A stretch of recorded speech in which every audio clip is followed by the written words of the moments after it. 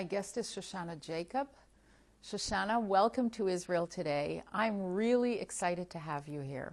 Thank you. Because you have part in Neshama Theater, which Rivka runs, and I want you to tell me what's fun about it for you. Well, I love acting, and I like to meet all the people who I'm acting with so that I know. And are they your friends from school? Usually. Yeah. How did you know you love acting? Well, I'm just my mother. She always tells me that I'm not shy and I can stand up in front of people, and I'm never nervous when I can tell you're never nervous. But was Neshama the first time you got to act on stage? Yeah. Yeah. There was nothing like that at school. No. No. So did your mother suggest it to you? I think one of her friends told her about it. So you decided you were going to try it out? Yeah. Yeah. And what was it like for the first time? I mean, you have to learn a role, learn things off by heart.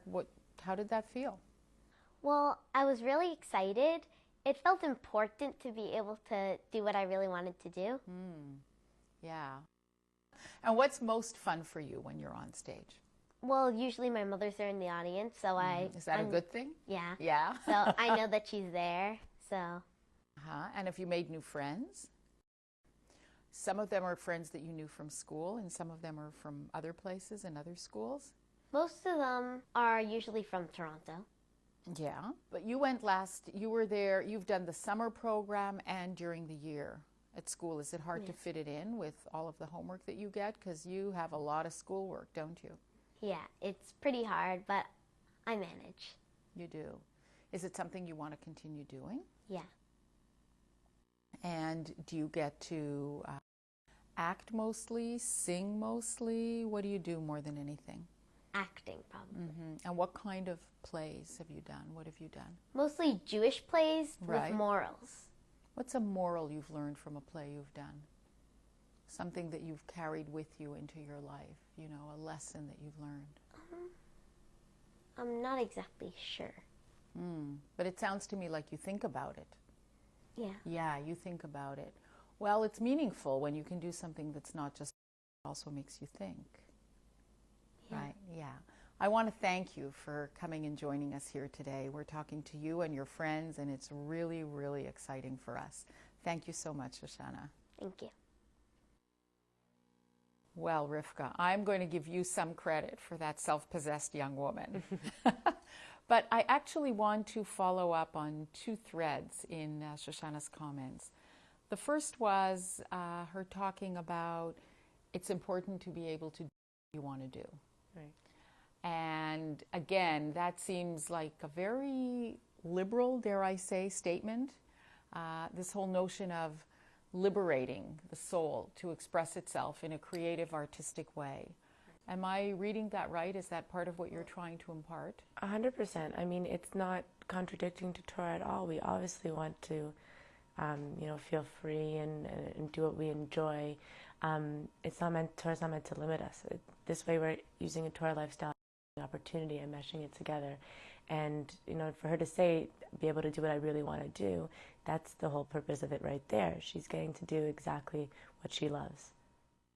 And the second statement was the plays having, the theater having a morality to it, kind of a value, a sense of value. Is that built into the kind of theater you create and produce? Right. So we obviously use Jewish themes. And the point of it when you tell a story, to get out of it is a positive moral. So it's definitely the point. I want these girls to feel like they're not only acting, but they're creating a positive message to the people who come. Well, now you come from the stage in a different kind of setting, and it's controversial. I mean, from a purely artistic point of view, theater with a message is not always viewed as purist, dare we say, in artistic terms. So, I mean, for the audience we're performing to, we're all sort of on the same page, I guess you could say.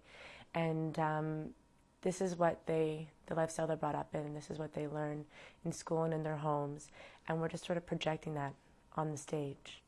So it's using different tools for the same educational goal, in a sense. It's using it's complementing Exactly. the education. And are you satisfied with that as an artist? Yes. I mean, we can put our artistic abilities rather into creating a storyline, a different type of storyline, into the type of dancing we do, into the props and the costumes we do, into the way we present a piece. Rather than making a controversial play, we can still keep into our lifestyle and be more creative with those things. So what would be the difference in dance, for example? Well, the girls would be all in skirts, and we would only do movements where, the skirts would be... They wouldn't be exposing their body. Exactly. And movements that are not so, what's the word I'm going to use? Sensual. Sensual. Very modest, but it's very fun. They're all children, we can have a lot of fun with the dancing. Can this be compared to perhaps other forms of artistic expression from other cultures? I guess, what we compare it to is a very kind of provocative, almost naked, if you will, North American artistic endeavor, but it's different in other cultures. It is, very much. And had you been exposed to any of that? I mean, I remember seeing Native American dancing, and they're very true to their culture. Hawaiian dancing, and especially Indian. It's beautiful, their dance moves. And it's also very, they're very poised and very respectful of the moves, and so it's interesting to see how different cultures present themselves. So very much you could say that we represent that type. Would you describe Indian dance as being modest dance? To a degree, yeah. Because I'm not sure that's what people think of when they see it. In their outfits, maybe not, but yeah.